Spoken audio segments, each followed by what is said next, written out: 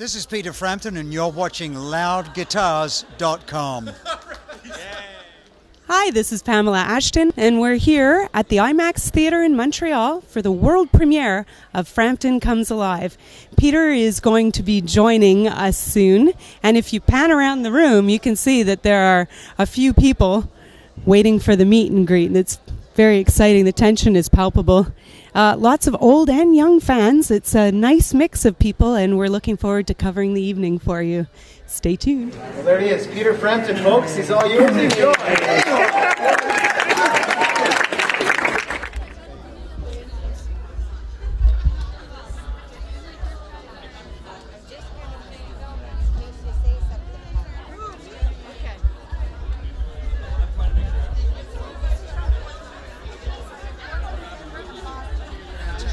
Wow, thank you so much. Thanks for the support. Of course, my pleasure. We're here watching loudguitars.com at the Peter Frampton Frampton-Comes Alive 35th anniversary DVD launch party. Stay tuned. This is going to be awesome. I have something for Mr. Frampton to sign. You're too shy, Erin. She's a huge fan. Jumping. Hi, it's Pam, and I'm here with Erin, and we're exchanging Frampton stories, so go! Go. Well, I've been a lifelong fan. I've seen him 9 times in concert.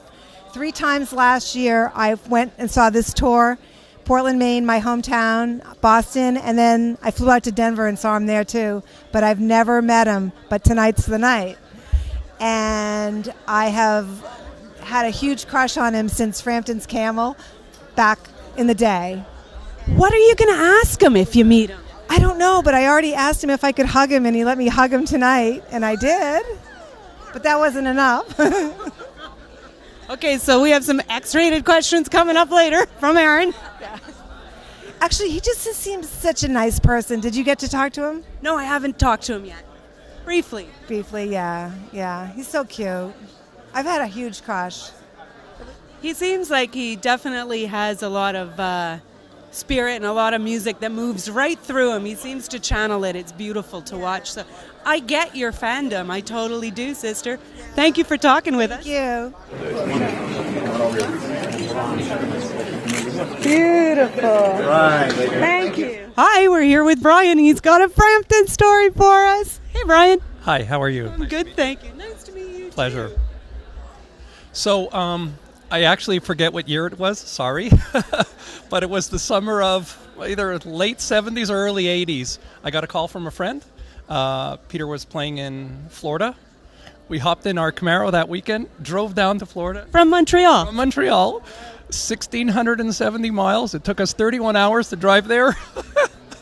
And we saw him play, and it was absolutely unreal. It's a memory that stays with you forever. And a week later, we also saw Supertramp. So it was a heck of a time. I so hope that you get to tell him this story for tonight. Thanks for sharing it with us. Pleasure. Thank you. Have fun. Thank you.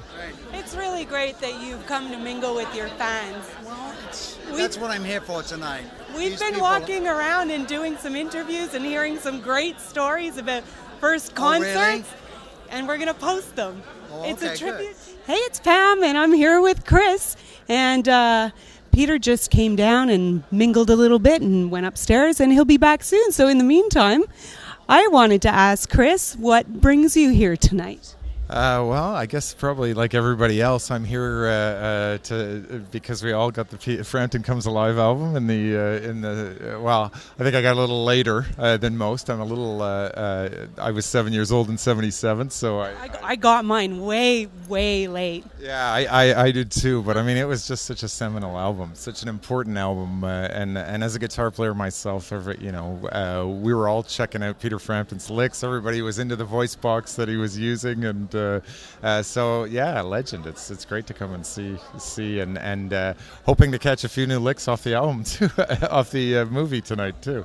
Now, I understand you're a guitar teacher. Is this required listening for your students? Yeah, I would say so. When you're going through the '70s music, certainly there's a lot of players, but Peter Frampton is one of them for sure.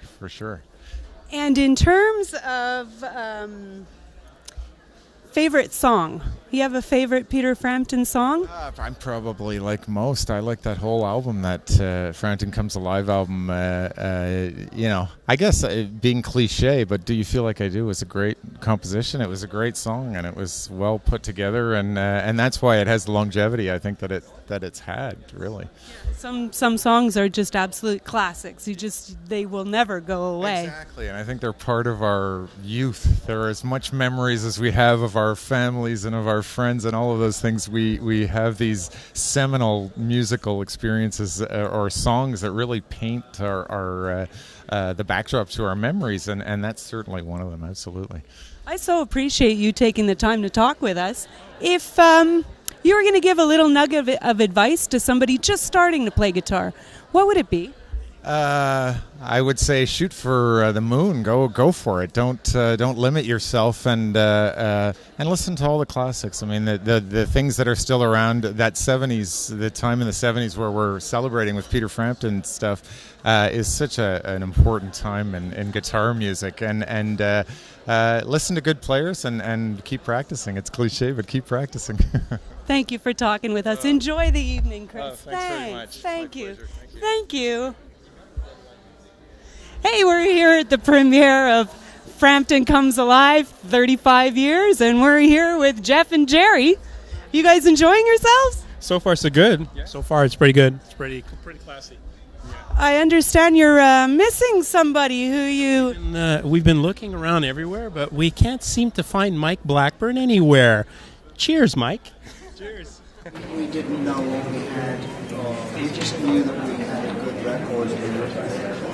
It made us smile. You know what I mean? And it was a very good sound when we first started to play the show. So we knew we had something good. We had no idea we'd be doing this today. 35 years have gone by rather quickly, or slowly? Some years have been faster than others. Sometimes it drags, and sometimes it just pushes by. Of this tour? Oh gosh. Well, I have to say, and this is not because I'm here, but we got to play the Montreal Jazz Festival. We were the first night on, and that was such an honor for us. Obviously, because it's a big deal, you know, your festival.